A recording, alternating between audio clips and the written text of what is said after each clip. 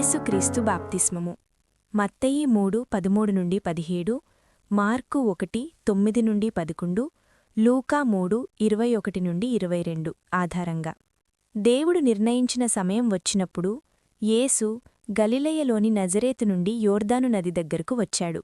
అక్కడ ప్రజలకు యోహాను బాప్తిస్మము ఇచ్చేవాడు. ప్రజలను పశ్చాత్తాపానికి పిలుస్తూ దేవుని రాజ్యం సమీపంలో ఉందని ప్రకటిస్తున్నాడు. యేసు యోహానుని దగ్గరకు వచ్చి తనకు బాప్తిస్మము ఇవ్వమని కోరాడు.